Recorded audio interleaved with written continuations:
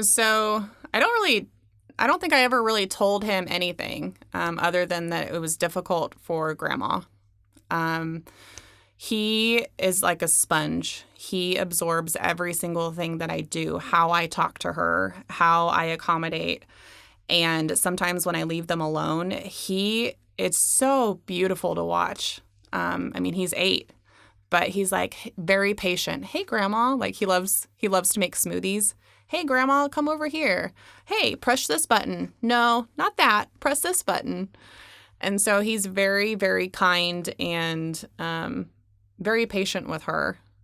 However, he is 8, so he does run around.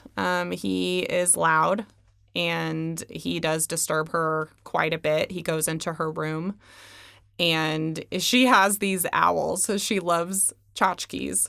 So it's almost like you're walking into Hobby Lobby. We tried to make her room kind of like her old apartment. And she just has these really pretty, beautiful things. And for whatever reason, he loves these owls. And so he will torment her, like moving things around and just being himself. And it's so hard to have to discipline him and tell him not to be in her room, not to disturb her, not to do things with her because she's so bothered by just anything that he does. And it's heartbreaking because I know she loves being around him. I know that relationship is hard and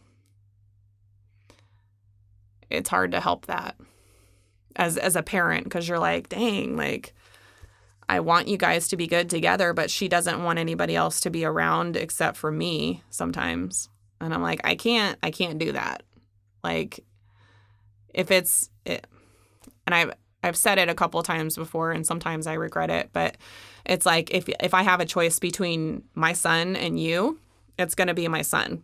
So if you're bothered by it, there are other places that we can take you that you're not going to like, and I'm trying to avoid that.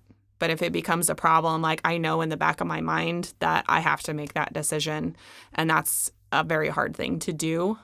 But you always have to be forward thinking and you always have to plan for the future, as hard as it is. Thanks, Heather.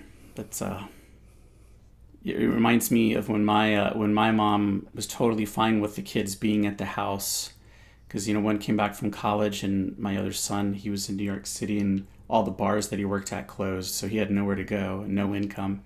So for a while we were all okay together, and then I still remember that one day when everything switched, when all of a sudden mom thought she was whispering when she said, "I don't like them. I don't want them in my room anymore. Keep them away from me." And then I had to go tell my kids, who are pretty much adults, well, not pretty much, they're like 23 and 18 at the time, but I had to tell them, Grandma doesn't want you in there, and it's not what Grandma would say, but this is who we have here now and what we have to do. And, that was really challenging for them, big time. So, yeah, it's Yeah. hard.